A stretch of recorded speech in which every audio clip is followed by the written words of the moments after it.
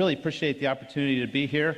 I want to first explain to you how a medical doctor ended up on the stage here today. So let me give you a brief history. I did my undergraduate work at Brigham Young University, and my first semester in college, 6 weeks into the semester, I got a pretty bad case of mono. And so I was in bed in my dorm room for about 6 weeks, missed a lot of classes. The end of that semester, my grades were not that good. At the end of the first year, I went to the pre-med advisor because I wanted to be a doctor right from the get-go. And the pre-med advisor said, there's mathematically no way that you can get your grades up by the time you graduate to be competitive for medical school. So you need to find something else. Now, that was probably the first major mistake of my life, was let somebody else dictate my belief systems. But I was young and naive, and so I believed this pre-med advisor. And so I decided to study nutrition. And I got my bachelor's degree in nutrition, and the plan was to get a PhD in nutrition. So then I went to Ohio State University, and there I was working on, it was a 5-year PhD track. I was hired as the laboratory technician, so I was working in the lab, helping my fellow students get their master's and PhDs, and working alongside them, working on my own. About 3 years into that, I decided that I didn't want to spend the rest of my life working with animals and with test tubes. I wanted to work with people. And my belief system started to change. And the belief system was, I was doing well in graduate school. I thought I was competitive and I could get into medical school. So I applied, and I was accepted. And I told them, if you'll just give me 1 more year, I'll finish my PhD research, because the coursework had all been completed. Just give me 1 more year, I'll finish the research. I'll start medical school with a PhD in nutrition. I thought that'd be a great way to start medical school. Well, the research wasn't going well. And at the end of that year, I wasn't ready. I wasn't done with my doctorate. So I asked them if they would extend me for another year, which they said, sure, we'll hold your spot for another year. Kept working on the research project that didn't work. At the end of that year, I asked for another year extension. They said, sure. So to make a long story short, the third time I asked them for permission to extend me 1 more year, they said, no, you've got a decision to make, because we're not going to keep holding this spot. You either start in 2 weeks, or we're going to give your spot to somebody else. Now, at this point, I had spent 8 years in graduate school. I had 3 children and a wife. I was starting to accumulate debt, and I was thinking, do I really want to tackle a new career? But that was my passion, and so it was a very difficult decision to walk away from 8 years of graduate research without that diploma. I had completed all the requirements for a master's degree, but again, the coursework was done. I loved nutritional biochemistry. I loved drawing the structures in the electron transport chain and the glycolytic pathway and lipid synthesis. That all made perfect sense to me. But I had to walk away from that. So I went to Ohio State to medical school. Ohio State is one of the top 10 medical schools for primary care, and I wanted to be a family doctor. So I was very fortunate to go to a good school. I was trained, like allopathic physicians, to diagnose disease and treat it with medications and surgery. So when I got my medical degree, I then completed a 3-year residency at Grant Medical Center in Columbus, and that was one of the best training facilities, in my opinion, for family practice in the country. I've delivered over 80 babies, done 70 or more circumcisions. I've taken care of critical care patients in intensive care units. I've run codes in the hospital. I felt very well trained and equipped to go out and start a family practice. So I started, now if you add this up, this is 5 years of undergraduate, 8 years of graduate, 4 years of medical school, 3 years of residency. That's 20 years after high school. And intermixed in there, I did a 2-year missionary service to Austria. So I was 40 years old before I started my career.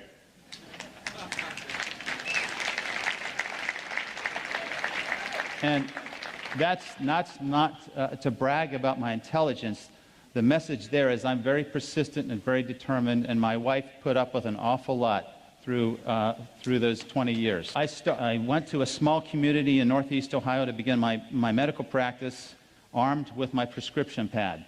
And within about 2 years of seeing common diseases, I thought, this is crazy. I'd forgotten all that nutritional biochemistry, but then I realized high blood pressure, heart disease, diabetes, acid reflux, these are lifestyle issues. If I could just educate my patients on how to live a healthier lifestyle, they wouldn't need all this stuff. So I tried to do that, but I'm very generous with my patients. I give them 15 minutes for a visit. A lot of physicians only give you 7 minutes, and that's just a tragedy.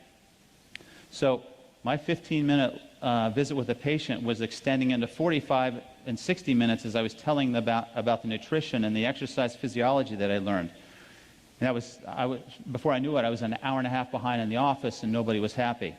So as a result of my desire to educate patients, I developed a program, a wellness program.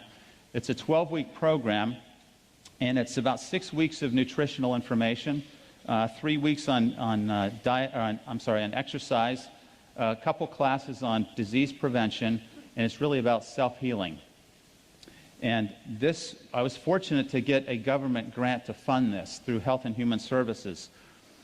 I'm really proud of this program. It's 12 weeks. We've had over 1,600 graduates of the program. After each class, we get a critique, and we find out what people are thinking and how they feel about the information, and they've taught me a great deal. This is the lay public. I've learned a lot about what people want in wellness. I believe that the body is designed to heal itself, and everything that I've spent my life doing has supported that. Now, this morning, I always get a little bit anxious before I'm speaking to a large group. This morning, I knelt down, and my prayer was, help me to help this group understand one thing, that you have a body that is a self-healing, miraculous temple, and that if you will take care of it, it will last you a long time and allow you to really live a full life.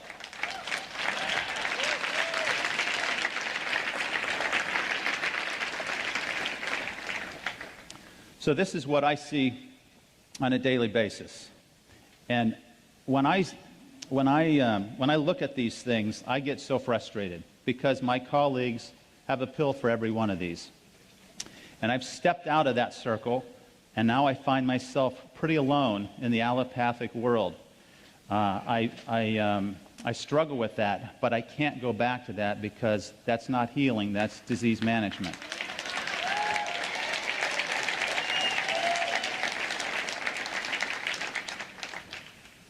I think most of you know this. Heart disease is the leading cause of death. Cancer is number 2. You would have probably guessed one of those 2 to begin with. What do you think is the 3rd leading cause of death? Allopathic medicine. Well, right on. We are dangerous people. You need to stay away from hospitals and stay away from allopathic physicians. Now, I don't want to be too critical of my colleagues because they've invested a lot of time. They do save lives, but I think we've been misled, and I think it's the pharmaceutical industry that has misled us. Okay, so there's the leading causes of death. Now, if you look at how doctors and the healthcare system kills us, this is how it breaks down. Now, this is old data. This is 9 years old, most of these studies. And I can tell you that we've gone to a lot of measures to reduce these numbers. But the one number that we haven't really impacted is the adverse effects from drugs. I think as I'm in the hospital taking care of patients, and I will admit someone from a nursing home who's sick, the nurses will hear me say 3 or 4 times a week, it's a thought that comes out, what are we doing to these people? Because they're on 20, 25 medications. You take them off the medicines, they start to wake up. You measure their nutritional status, and you find they're very deficient. And so we have completely missed the mark in allopathic medicine. Let me show you how we're trained and what we do as a result of our training. We prescribe 20 billion drugs a year. The average number of drugs per visit is 2. 71% of office visits end up in a prescription, and the most frequently prescribed class is antidepressants. Now, you heard Dr. Allen talk about depression and brain chemistry. It's my opinion that about 10% of people who have anxiety and depression have a condition that medication has a role for. Most of the time, a healthy, balanced lifestyle will correct these problems. And in that lifestyle, of course, is the water. When I came across this slide, I was really upset. This is what the pharmaceutical industry is doing to all of us and to allopathic medicine. These are the big sales winners. Now, this is old data. It probably hasn't changed too much, but look at the profit margins that are made on these drugs. Now, I've highlighted in yellow drugs that are used to manage diseases and not cure them. These diseases, high cholesterol, acid reflux, depression, anxiety, high blood pressure, are for the most part diseases that a healthy lifestyle would reverse. And here we are giving them a pill for every condition. It's completely wrong. If you look at the expenditures, per capita healthcare expenditures in the U.S. compared to selected countries in 2006, you can see that we spend on average $6,500 a year per person on healthcare. In 1960, 5% of the gross domestic product was spent on healthcare. In 2007, it was 17%. 2017, it's predicted to be 20% of the gross domestic product on healthcare. So if we're spending that much money, are we getting healthier? Absolutely not. We are number one in responsiveness. We have the best EMS services in the world. We know we spend more money than anybody else. We rank number 37 in performance, number 72 in health, compared to 191 countries from the World Health Organization study. There's a problem here. This is terrible. We have to impact health in a positive way, or it will destroy our economy and destroy our health and our future. Now, I'm going to give you 3 hours of lecture in one slide. In 1900, we had the Industrial Revolution. And what happened was we were trying to feed people who were moving into cities away from the farm and the rural areas. So in order to do that, we had to find a way to preserve and prolong the shelf life of foods.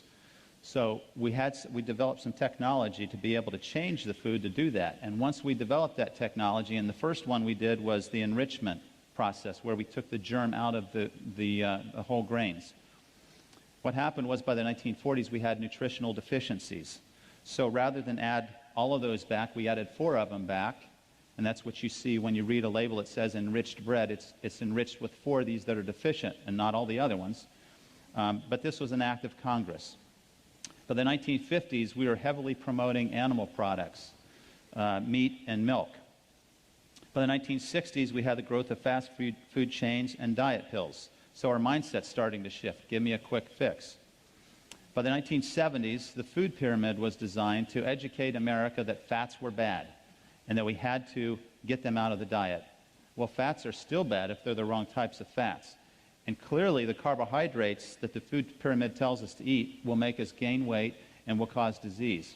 So this food pyramid concept has failed miserably, and we're paying the price for it. One of the reasons is in the 1970s, high fructose corn syrup entered the diet. Now, fructose is a fruit sugar. That's okay. We should have 3 or 4 servings of fruit a day. No, 2 to 3, I'm sorry, no more. High fructose corn syrup is unnatural. It's a syrup with too much fructose. It stimulates the feeding center in the brain.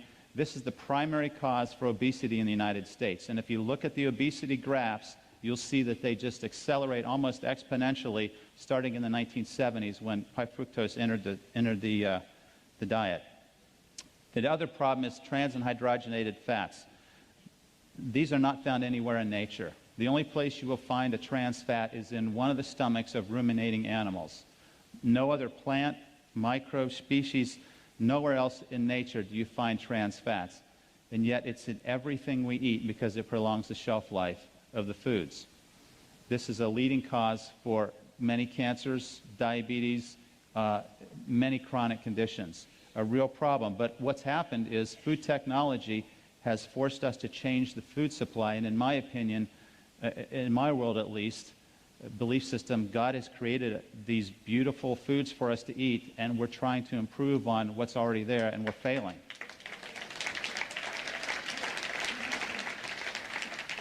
And we have microwaves, and if you haven't done this experiment, I encourage you to try it, what that type of energy will do to the antioxidant capacity of the water, and you will be afraid to use the microwave in the future.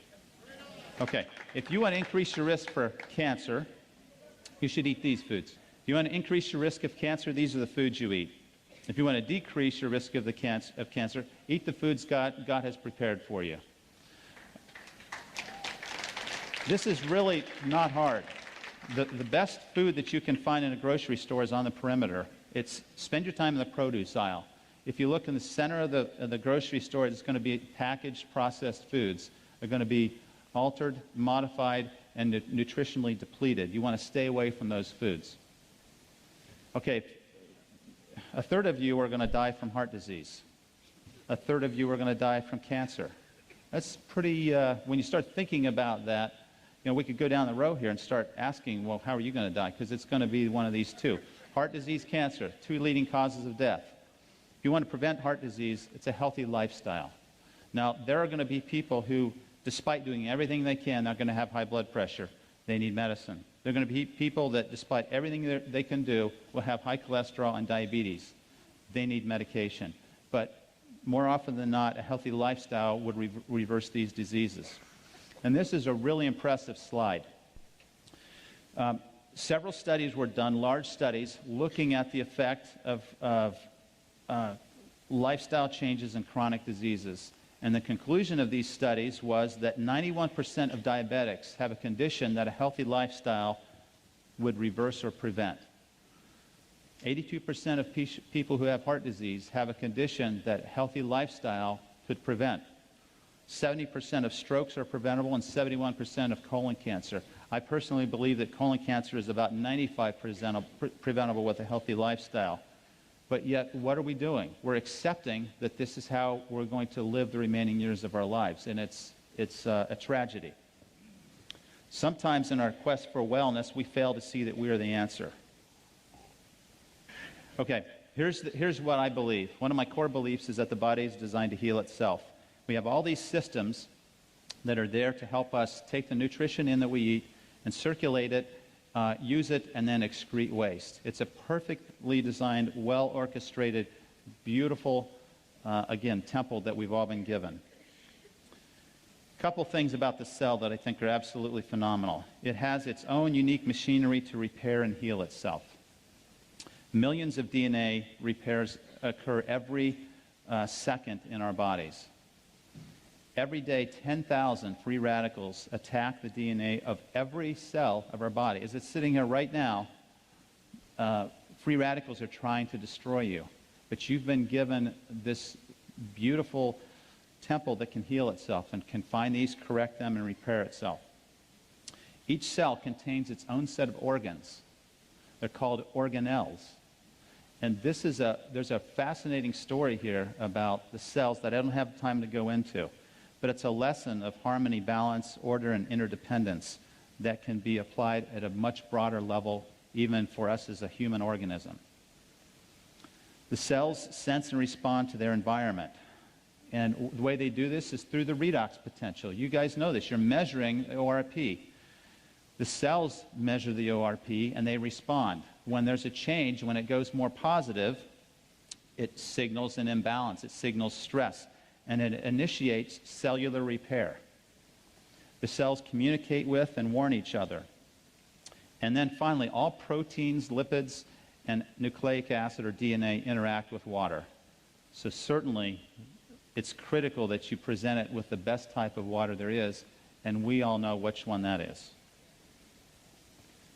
A couple lessons from nature. I think if you go out and study nature, there's so much that we can learn. Stress and recovery is one of the lessons that nature can tell us about. We're designed to adapt to short-term stress, not chronic. So the acute inflammatory response is to help us heal. Chronic inflammation causes degeneration, aging, and diseases. We want to stay away from chronic stress. And then examples of this lesson of stress and recovery is is the Earth. I look at the Earth as a living organism. And what does it do?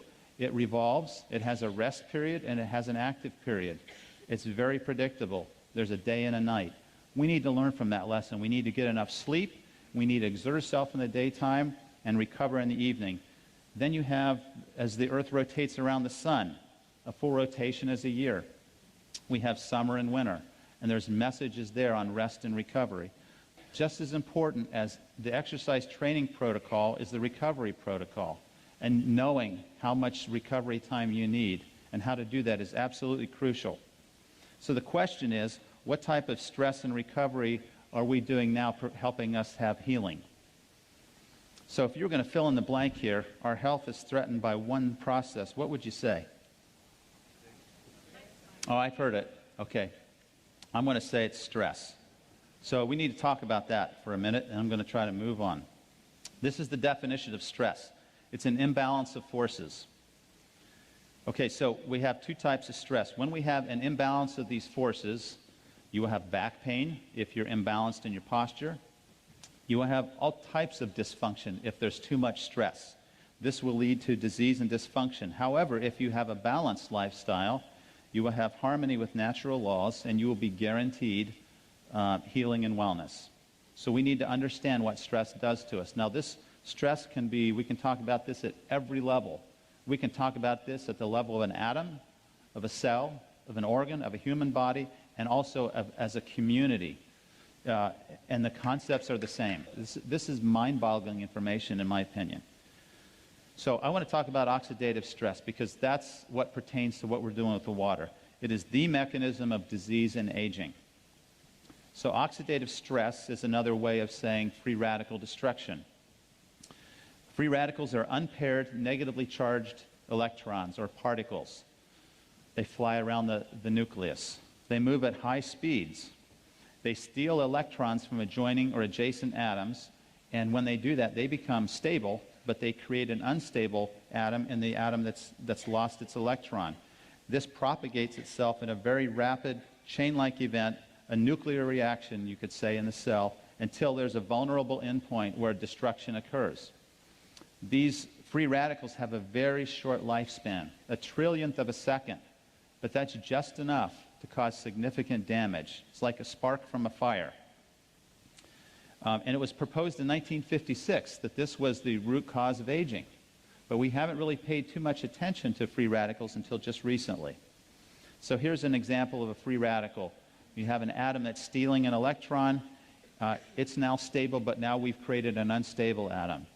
And it's going to react with another atom, and it's going to propagate until it causes destruction. Now, free radicals are all around us. Normal metabolism creates free radicals. Exercise creates free radicals.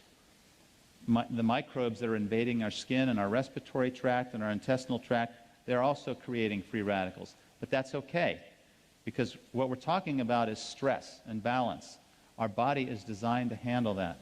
If we do everything else right, we can handle these stresses. We have problems when we add additional stress from the free radical world in the form of air pollution and pesticides and herbicides, tobacco, radiation exposure. I would encourage all you women to look into thermograms as opposed to mammograms to reduce the radiation load.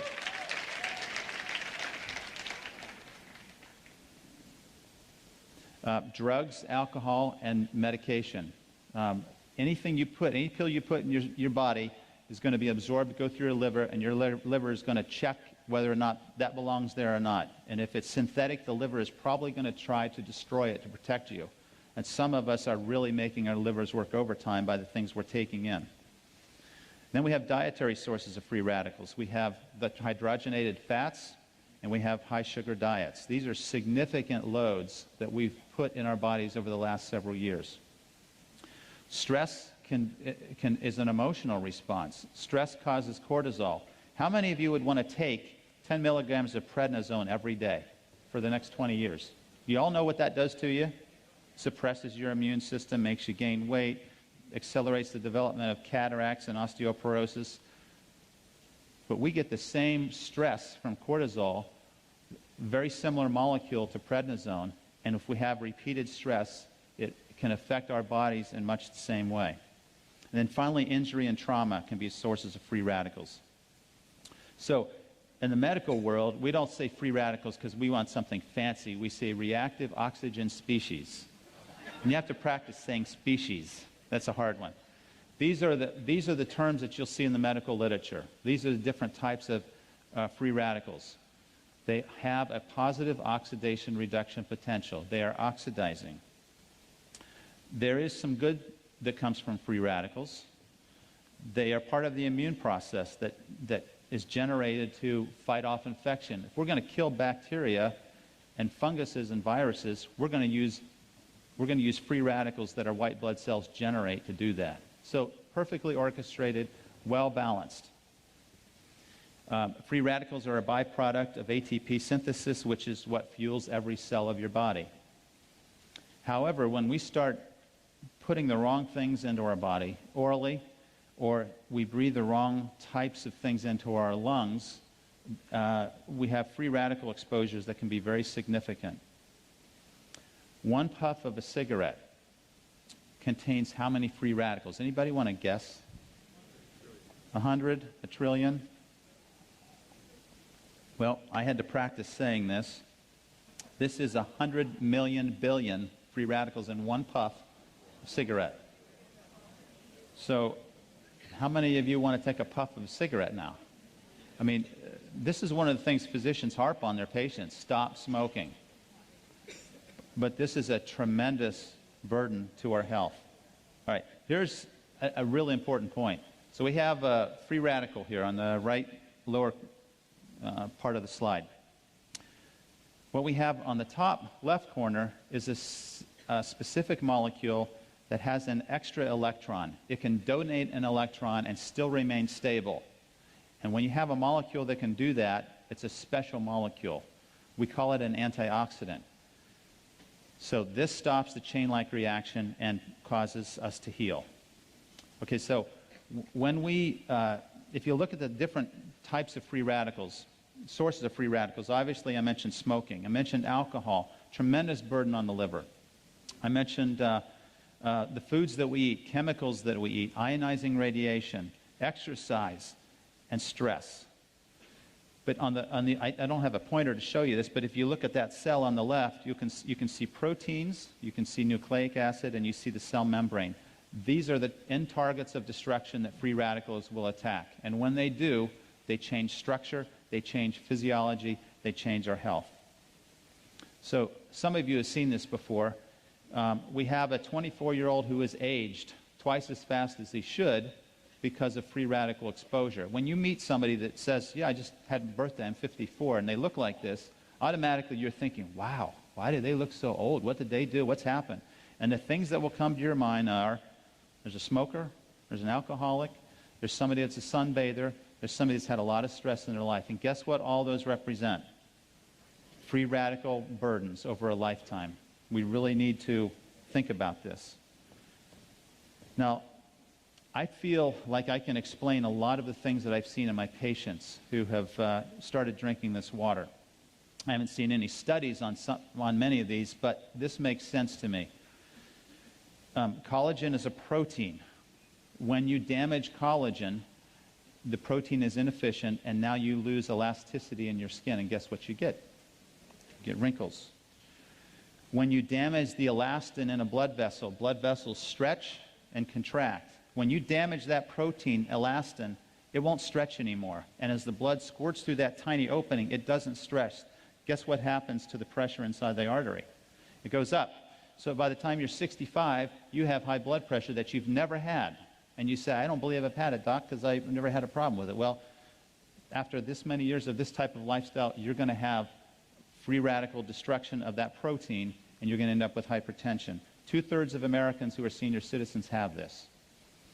When you damage the intimal lining of the arteries with free radicals, this is one of the propagating events of the atherosclerotic plaque. When you damage the DNA, you can have mutations and inefficient repair processes. You can also damage the insulin receptor, which is a protein that sits on the surface of the cell. And the insulin receptor has to bind to insulin. If it can bind to insulin, That's the trigger that opens the door for sugar to go into the cell. If that protein is oxidized, it will change its conformation and be dysfunctional. Now it can't recognize insulin, and the sugar doesn't go in the cell. We have insulin resistance. So guess what happens when you take antioxidants and, probably more importantly, use an antioxidant-rich water? Guess what can happen to diabetics who drink this faithfully? Their sugar improves, and I've seen that. Okay, so here's nature's prescription against free radical damage. We need to start with natural foods, raw foods. We need to be chewing as much as we can to activate the enzymes to start the digestive process early. All right, cellular antioxidants. This is the cool part for me, because this is all built in. We all have this when we're born. The cell membranes protect themselves with antioxidants, particularly vitamin E and beta-carotene. Outside the cell, our cells are protected in the blood system in particular with vitamin C and glutathione. These are antioxidants that protect the blood and the extracellular matrix. Inside the cell, we're protected by glutathione, and Dr. Allen had a picture of glutathione up here. It's an amino acid analog, vitamin C and selenium. A lot of you are taking CoQ10. It's a great antioxidant. It's in every cell of your body in the mitochondria. If you take a cholesterol medicine, that should be part of the prescription, because cholesterol medicines will deplete CoQ10. Cellular antioxidants are listed here. So we have all these antioxidant systems to help us achieve this balance, and they can even regenerate themselves. If we get enough of these vitamins and minerals in our foods, we can regenerate some of this oxidative stress that's developing. Here's a list of foods that show you the oxygen radical absorbance capacity. It's a different set of units, but basically it's referring to the ability of these foods to act as a free radical scavenger. These are some of the most potent foods in terms of their effects on reducing cancer and oxidative stress. If you group these together, what you'll find is that berries and beans are some of the best groups of foods to help to provide you with antioxidant protection. So these types of foods need to be pretty heavy in our diet and should be foods that we eat on a regular basis. In addition, I personally believe that there's a role for nutritional supplementation, and I recommend many of these. There are some excellent herbs, there are supplements, and again, there are enzyme systems, and these enzyme systems require trace elements. Guess what happens when your diet is loaded in processed foods, enriched flours? Guess what you don't have in the typical American diet? You don't have adequate selenium, manganese, and zinc. So these antioxidant systems in your cells are starving for the cofactors they need to perform their job, and now they're inefficient, and you're leaving your cells vulnerable to disease. Okay, let me just briefly talk about these different levels of stress, because there is acidic stress, and that's a precursor to oxidative stress. The blood pH range is from 7.35 to 7.45. Acid is a byproduct of cell metabolism and repair. So just day-to-day metabolism produces acid. So what do we have to do with that acid? We have to get rid of it. And most of the acid we urinate. And so our urine will be slightly acidic because our body's doing what it should be doing. It has to retain a relative state of neutrality, or we will have problems. So we have buffering systems. In fact, there are 3 buffering systems in our body. And this brings out the point that it's crucial that we have a buffering system, because we cannot handle high levels of acid or high levels of base. We have to stay within that narrow range. So, from a medical standpoint, if you talk to your doctor about the pH capacities of Kangen water, this is what they're going to think of, because this is in the textbook that we all learn. And I'm going to just say that this is important, that at some point you have to respect where they come from. The primary buffer is the lungs. You can correct an acid-base problem very quickly by changing your respiratory rate. The second most powerful system are the kidneys. And the third are the chemical buffers in your cells. And this is primarily where Kangen water comes in. So I'm not going to underscore or devalue the importance of ionized water because it's clearly there. But from a medical standpoint, your physicians are going to kind of look at this and say, well, it only provides a small portion of the buffering capacity in the body.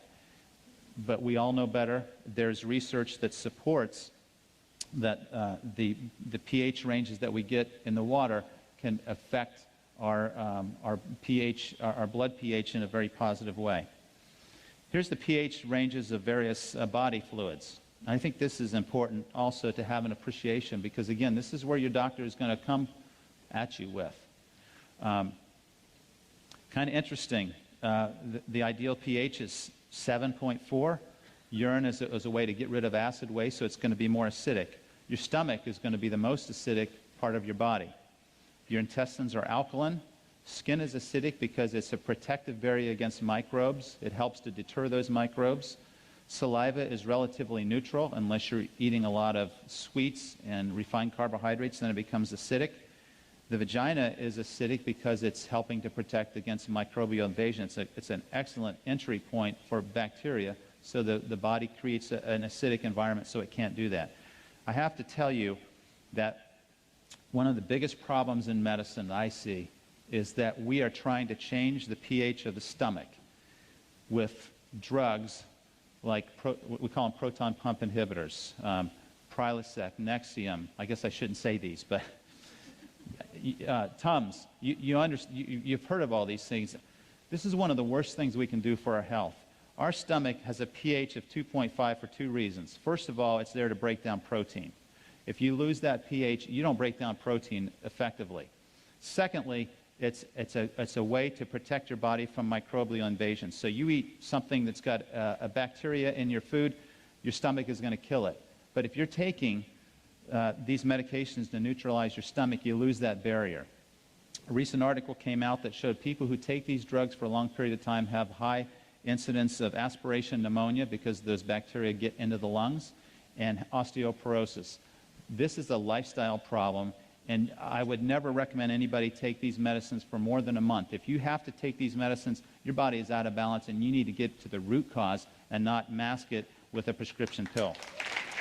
We have these acidic loads. So chronic states of acid reflux, or chronic acidic states. Just a couple of examples.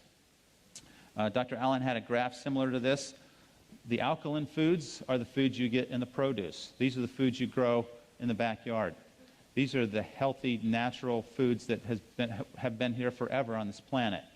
The acid foods are the processed foods. They're man's modification of something that was already doing fine, and we've intervened, and now we've compromised the foods, and they're very acidic.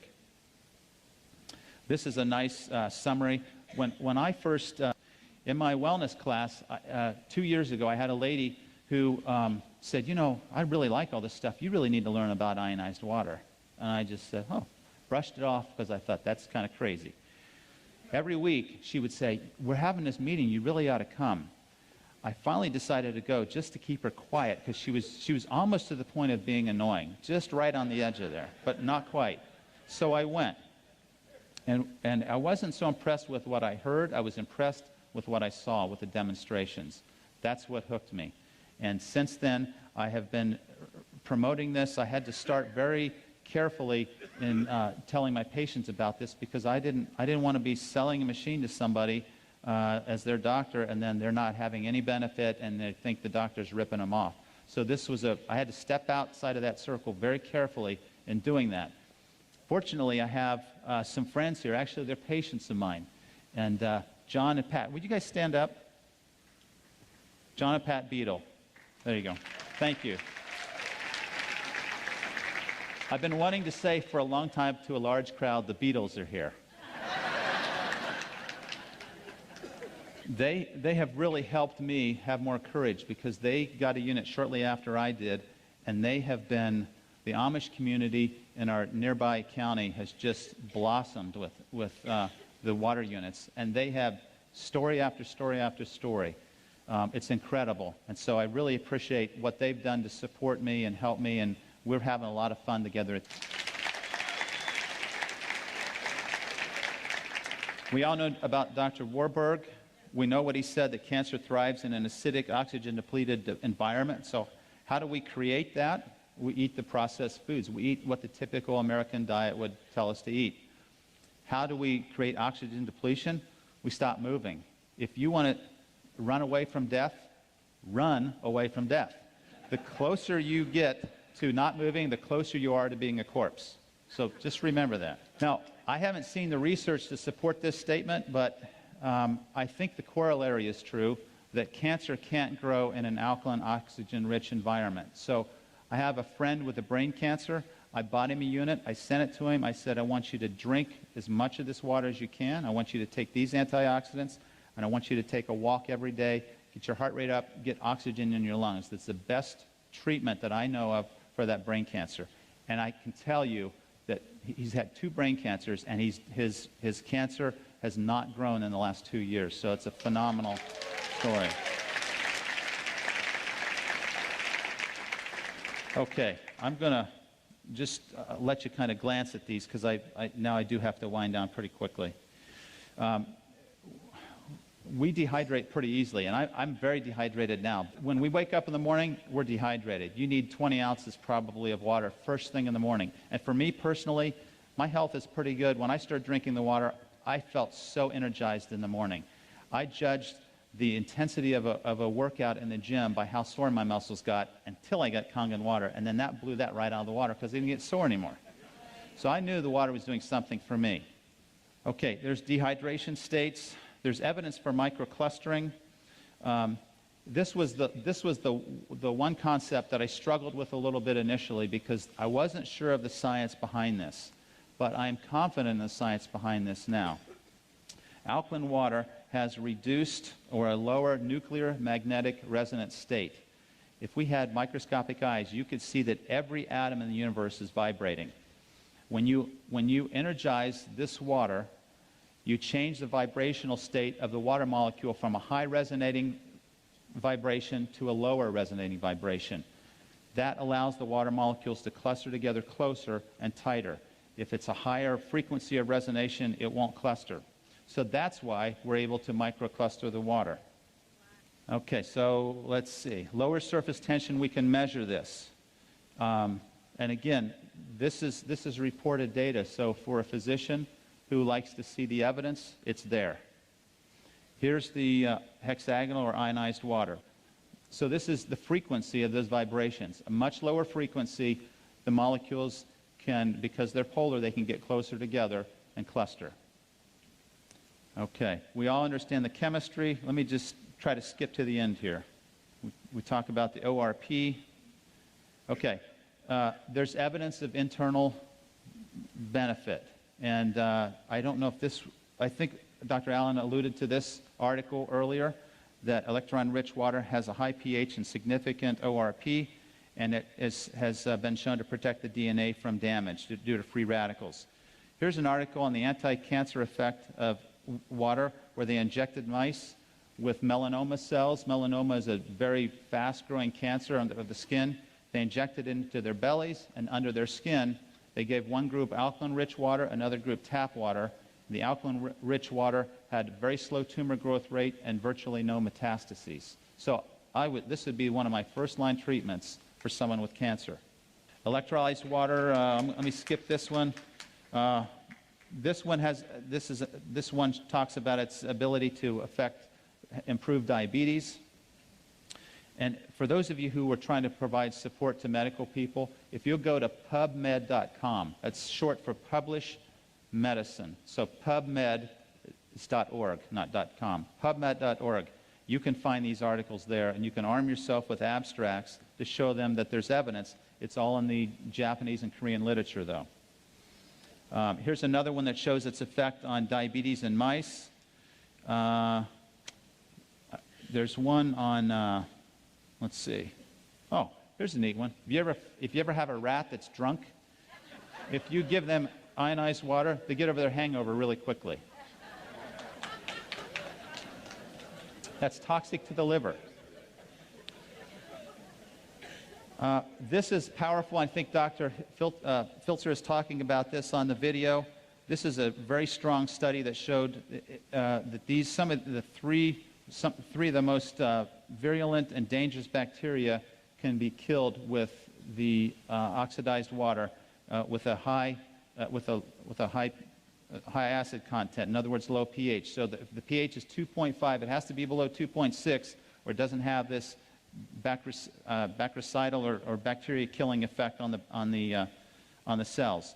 But if they're exposed to this acid load, and remember, this is an oxidized water. If you measure the ORP in the acid, it's going to be very oxidizing. Okay. All right. Here's some questions. What happens to alkaline water in the gut? It absorbs right into the gut. It doesn't neutralize the acid. It absorbs right in the gut, just like alcohol does. It goes right through the stomach wall. So nothing happens. I had a doctor, a very smart doctor that I respect, said, I'll just take baking soda. And I thought, you're going to miss all the other effects because it's not going to go anywhere. It's not going to get into your cells, and it's not going to have the oxidation reduction potential. I don't recommend drinking water with meals, at least the alkaline water, because you want your stomach to be acidic. If you're going to drink water, drink 7.0. But I think it was Wade or somebody said drink water before you eat 20 minutes before. That's perfect because you'll hydrate yourself and you won't need to eat as much because it says 0. All right. Let's see. How long will it take to notice the benefits of ionized water? Probably not long for most people. And as you know, you've had the experience. A lot of them say, I don't think this has helped me at all. They stop drinking it, and then there's a contrast difference, and then they say, I need one of these. Can ionized water cure any condition? What we know is that it can support the cells so the cells can heal themselves, and that's what it does. When you're trying to get your doctor to listen, you first need to understand where they're coming from. They're busy, they're stressed, and they don't have time for the latest healing remedy. So you need a short 2-minute presentation to the point. You need to understand they want to see the data, and you have to know that they don't want to harm their patients. I was afraid that I might harm somebody initially with the water, so I was very reluctant. I wasn't very vocal. Now I'm much more vocal because I've seen so many positive things happen. So once you understand them, then you can help them. You can make yourself understood. Make it brief and compelling, provide them with data, and ask them to drink the water themselves. Here's the keys to health. This is second to last slide. Believe in your body's ability to heal itself. Create a healthy mindset. It all starts in the mind. I can't tell you the power of the mind. I think we know this, but we need to be reminded of this daily. We need to manage stress. Stress is a killer. Stress will send your hormones rocketing and your blood pressure up and make you tired. It's absolutely awful. So we need to rest, relax, laugh, express gratitude, and probably the most important thing we can do is help other people, which is what you're doing. We need to move, which means exercise. We need to eat from nature's menu, which is primarily plant-based. Supplement when necessary. And the last one here is bioidentical hormones. I've done that in my practice. It's phenomenal for menopausal, perimenopausal, women with PMS and men with erectile dysfunction. This can make a big difference. But it's a lifestyle issue that got them there to begin with. So we're back to lifestyle. Finally, drink this ionized water every day. Thank you.